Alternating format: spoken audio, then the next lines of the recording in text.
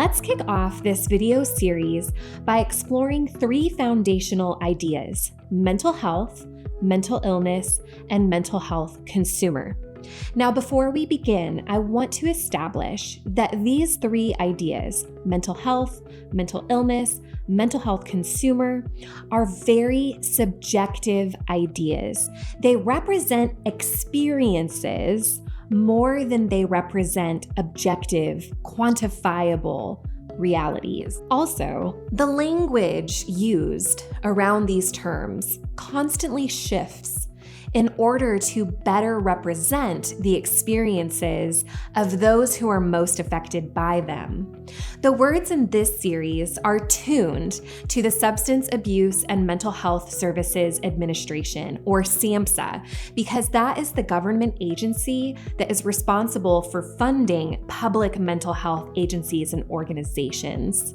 These terms are meant to help us wrap our arms around complex ideas. We want to use common language so that we can share a common understanding. However, whenever speaking to someone about their mental health, it is right to mirror the language that they use. Mental health language is relational. It reveals the relationship that a person has to their own experiences, which can be positive, negative, or even deeply traumatic. Always be responsive to what relationship is revealed by a person's word choice. Now let's begin. First, the term mental health. Often when we use the term mental health, it's in connection with a negative statement. We'll say something like, I want to improve my mental health. I'm protecting my mental health. That impacted my mental health. There is a connotation of negativity or reactivity implied. Mental health is used as a popular euphemism for a challenge to a person's mental health. There's often an undercurrent of a problem being expressed. Yet, mental health is an idea in its own right that actually has a positive meaning. SAMHSA states that mental health involves our emotional, psychological, and social well-being. It affects how we think, how we feel, and how we act. It has an impact on the way that we handle stress, the way that we relate to others, and the way that we make decisions. Other phrases that could describe mental health are wellness, well-being, or even inner peace. Next, let's talk about mental illness. First, mental illness is not the absence of mental health. A person can be diagnosed with a mental illness and experience mental health. Additionally, a person can experience challenges to their mental health without being diagnosed with a mental illness. The experience of the person matters more than whether they have a diagnosable, treatable, biological mental illness. A person can experience mental ill health without needing medical attention. The idea of mental illness is really most helpful in relationship to medicine and clinical care. However, attributing illness to a person's experience can cause real damage to that person. It can launch them onto a path of medical intervention that might harm rather than help. Also, attributing illness to a person's experience could damage an otherwise supportive and positive relationship between you and them. Let's look at questions related to mental health that matter more than whether someone needs medical intervention. Questions like, is this person experiencing distress? Is this person disclosing a desire for medical attention?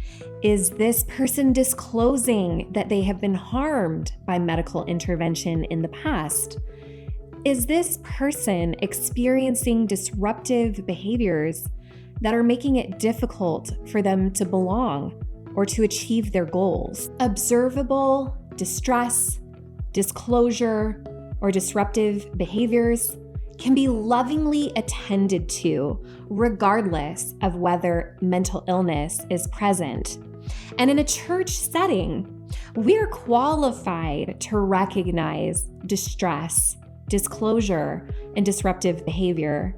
In a church setting, we are not qualified to address any medical pathology, including illnesses related to the mind. The term mental health consumer can give us more context into the relational nature of how a person experiences the mental health care system. The term mental health consumer is part of a heritage of words that have been used to describe a person who participates in the mental health care system. Each of these words is part of a history of cultural beliefs about mental illness. These words depict the way that treatments in the past have been on a continuum of brutal to more humane. The shift in language around mental illness actually reflects an ongoing effort to make mental health interventions more humane. If you or someone you love participates in the mental health care system and might be affected by an overview of these historical terms, please feel free to skip ahead to the next video. I'm not overviewing these terms in order to be sensational, but rather to invite empathy. Here is a history of terms. Lunatic is a term that describes how people in the classical period believed that one's mind was affected by the moon. This term even made its way into the King James Version of the Gospel of Luke. In the Middle Ages, fool was the term for someone who experienced mental illness. Fools were considered harmless until the Enlightenment and the Enlightenment age value of reason, and this brought about the term mad. Madness was attributed to anyone with unreasonable emotionality and altered states of mind. Early psychiatrists like Philippe Pinel and Benjamin Rush preferred the terms insane, alienated, the alien insane, and their humane response was to create insane asylums. More recent terms enshrined the concept of mental ill health as being a medical illness with terms like chemical imbalance, a word that was actually popularized by President George W. Bush in his 2003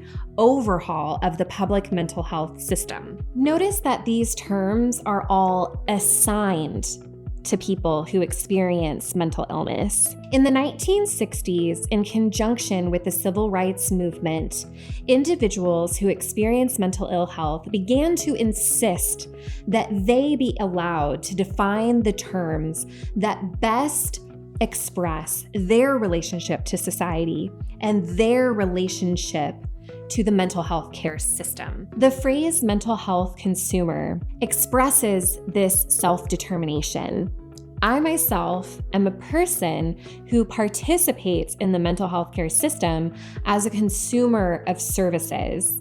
However, being a person who experiences an identifiable, biological, treatable neurological disorder, otherwise known as a mental illness, is actually separate from the fact that I consume mental health care services. My experience with neurological disorder and the way that that impacts my body, my mind, my social well-being, the choices that I've been able to make, the choices that I haven't made, that transcends my medical status or my relationship with clinical services. At church, any distress I experience, any disclosure I make, any disruption that you notice to my ability to belong or to achieve must be attended to by you, my brothers and sisters in Christ, not as being my problems, but as being a part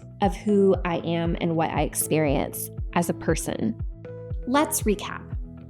Mental health, mental illness, and mental health consumer are ideas that are very subjective in nature. They do not represent objective realities.